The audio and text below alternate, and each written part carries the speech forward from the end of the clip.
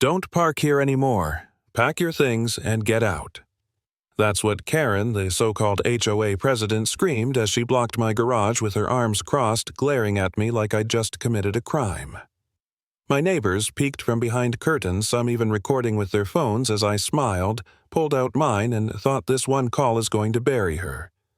She had no idea she'd just written her own ending. It all began on what should have been a quiet Tuesday afternoon. I'd just come back from a client meeting downtown, my head buzzing with design specs for a medical complex. Pulling into my lakeside cabin, the place I'd called home since my parents passed, I was ready to sink into peace. My sanctuary overlooked Lake Vista glass walls, letting in sunlight and calm waters. But that day, peace was the last thing I got. She came at me like a suburban dictator. Karen Blackwell, 52, hair wound so tight I swear it pulled her face back. A black business suit, a designer bag clutched like a weapon, and a voice dripping with authority no one gave her. "I'm the law around here," she barked, waving a paper in my face. I glanced at it. No seal, no signature crooked margins. Amateur hour. I'd been dealing with real permits my whole career. I could spot a fake from across a football field. The strangest part, I'd never seen her before. Lake Vista only had about 30 homes, most folks I at least recognized. But Karen. She was brand new and acting like she owned the whole damn lake. My neighbors looked on Dorothy with her gardening gloves, James pretending to check his mailbox over and over, Patricia watering plants in the rain. Phones were out, cameras rolling. This wasn't a dispute anymore, it was theater. I noticed her license plate BMW 7 KRN HOA. Oddly familiar. It gnawed at me even as she ranted about property values and order. Then, with a dramatic flourish, she threatened to call the cops on me for parking in my own driveway. I hit record on my phone, catching every shrill word.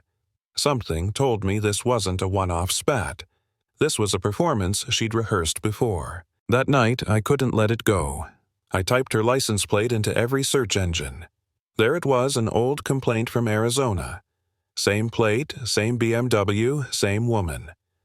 A man named Mike Peterson described her showing up with forged HOA papers threatening to seize his property. She'd forced him into selling below value. My stomach turned cold. This wasn't just Karen having a bad day, this was her business. The next morning, my mailbox had an official-looking notice. HOA, letterhead, bold text accusing me of unauthorized parking. But it was riddled with spelling mistakes, and the return address traced back to a P.O. box that didn't even exist. Fake through and through. I called the county HOA office. They told me Lake Vista's HOA had been dormant since 2022. Karen wasn't president of anything. Still, she escalated. A construction crew rolled up jackhammers, tearing at the ground in front of my garage. She stood at the edge of my driveway, clipboard in hand, smiling like a queen, orchestrating chaos. I demanded paperwork. The contractor handed me a city order stamped with a logo I recognized instantly. It was mine. I'd designed that logo 2 years ago for a different project. Karen had stolen it.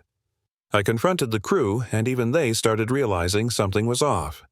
She'd paid in cash, insisted on starting immediately, and used forged documents. At this point, I wasn't just angry, I was rattled. My lights cut out that evening. My internet died. A van with antennas parked outside like something from a spy movie.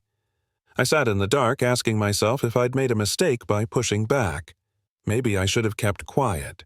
Maybe Karen was too powerful, too connected.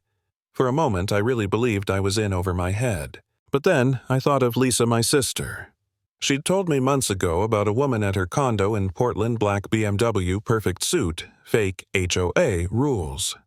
Lisa had been harassed until she sold her place for far less than it was worth. She'd lost her home, her peace, and her pride. That woman, it was Karen. Lisa even had a recording of her voice. That snapped me out of it. This wasn't just about me anymore. It was about everyone she'd bulldozed over. I reached out to Peterson, the guy from Arizona. He told me Karen wasn't alone. She was part of a network. A disbarred lawyer named Michael Richardson supplied fake documents, and people like Karen carried out the con. They'd already stolen millions from families across several states. Hearing that, I realized silence wasn't an option. I had the skills, the evidence, and now allies. We gathered at Dorothy's house, Emmy, Dorothy, James, Patricia, Lisa on video, and Peterson on speaker. For the first time, I didn't feel like I was standing alone against a monster. We were a community angry and tired of being pushed around. We compiled every fake notice, every recording, every suspicious pattern. That's when Karen herself barged in with 2 men in suits. She sneered, "Morrison, you and your little group are interfering with legitimate HOA business. Walk away before you regret it." But one of her lawyers muttered to her, not realizing we heard, "We should cut our losses. He's got too much evidence and Phoenix is watching." Karen exploded. "I've invested 2 years here and I'm not walking away from a 7-figure payday just because some architect thinks he's clever." She said it right there out loud. Proof of her intent, proof of the con. That night my house went dead silent again. No power, no phone, no internet. The van with antennas still sat outside humming. They thought they'd cut me off completely, but Dorothy saved the day. Again she walked over with her late husband's satellite phone, a beast of a device that couldn't be jammed. I dialed the ACLU emergency line and within minutes I was patched to the FBI. Special Agent Michael Barnes told me they'd been investigating similar HOA scams for over a year, but lacked solid evidence.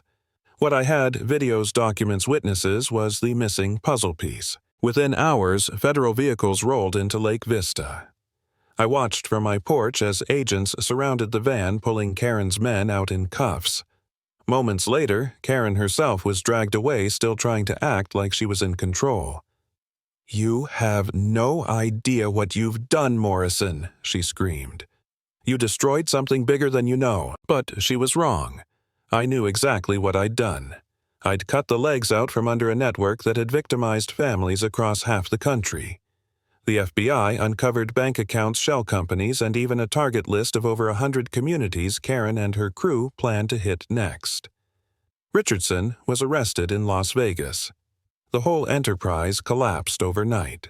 And just like that, the woman who blocked my garage and told me to pack my things was shoved into a federal vehicle, powerless, exposed, and finished. Sometimes protecting your own peace means standing up for everyone else, and one phone call is all it takes to end a reign of terror.